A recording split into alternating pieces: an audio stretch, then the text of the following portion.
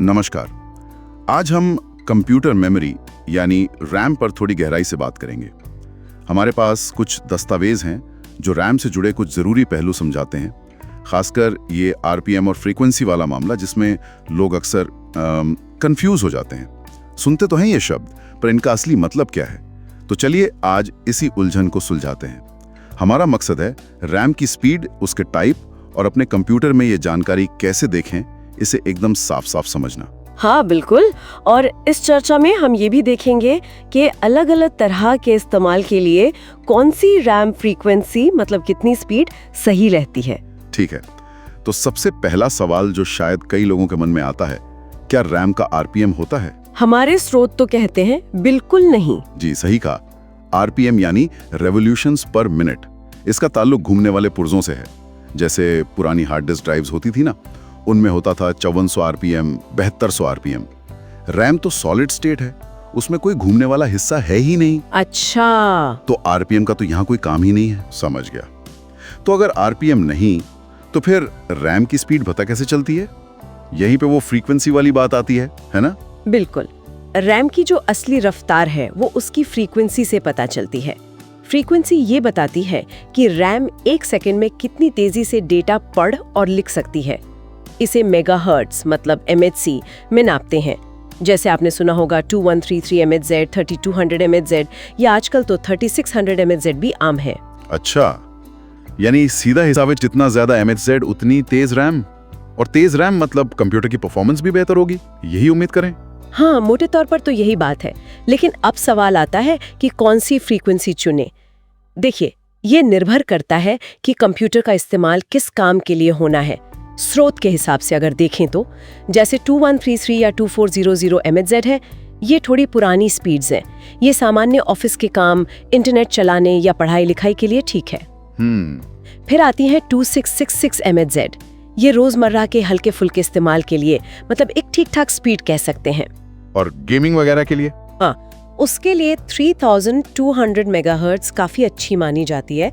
Gaming हो या थोड़ी बहुत वीडियो एडिटिंग जैसा काम, ये स्पीड बढ़िया रहती है। ओके। और अगर बहुत ज्यादा डिमांडिंग गेम्स खेलने हैं या प्रोफेशनल लेवल की वीडियो एडिटिंग करनी है तो 3600 मेगाहर्ट्ज या उससे भी ज्यादा स्पीड वाली रैम बेहतर रहती है।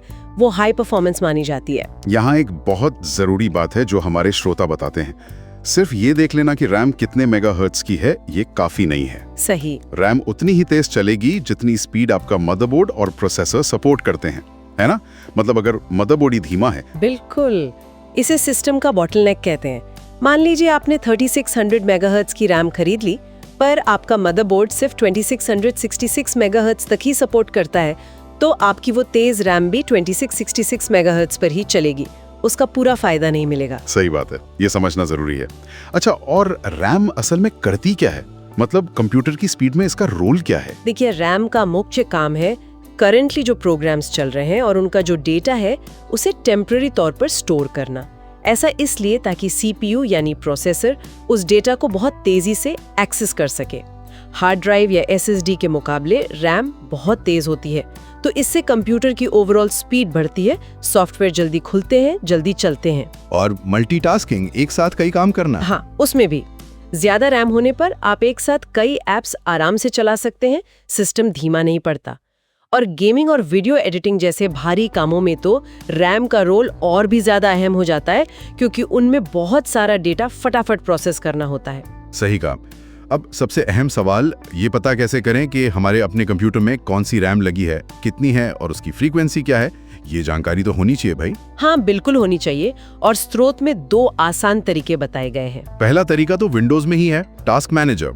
कीबोर्ड पर कंट्रोल, शिफ्ट और एस्केप बटन एक साथ दबाइए। हाँ, टास्क मैनेजर खुल जाएगा, उसमें परफॉर्मेंस टैब पर जाइए और फिर साइड में मेमोरी पर क्लिक कीजिए। वहीं आपको ऊपर दाईं तरफ स्पीड लिखी दिख जाएगी।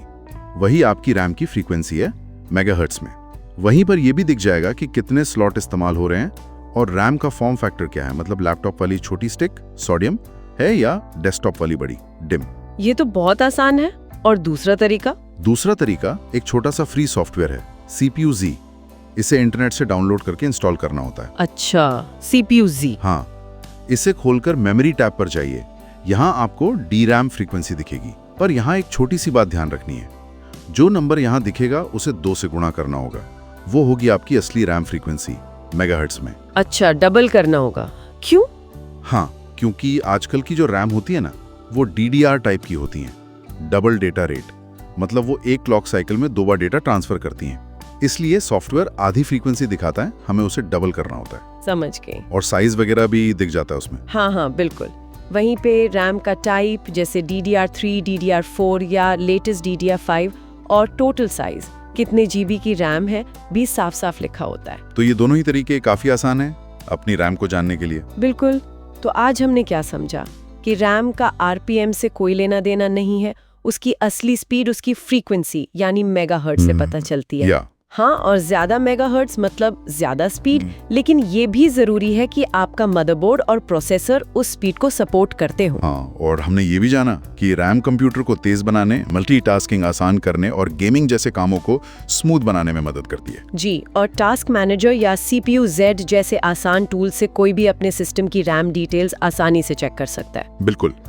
तो आज की इस सारी बातचीत से मेरे मन में एक सवाल आ रहा है सोचने के लिए, क्या सिर्फ रैम की स्पीड बढ़ा देने से ही कंप्यूटर हमेशा रॉकेट बन जाता है, या फिर सिस्टम के बाकी हिस्से जैसे प्रोसेसर की अपनी कोर स्पीड या स्टोरेज कितना तेज है, मतलब पुरानी हार्ड ड्राइव है या नई SSD लगी है, इनका भी उतना ही या शायद कभी-कभी उससे भी ज्यादा फर्क पड़ता है?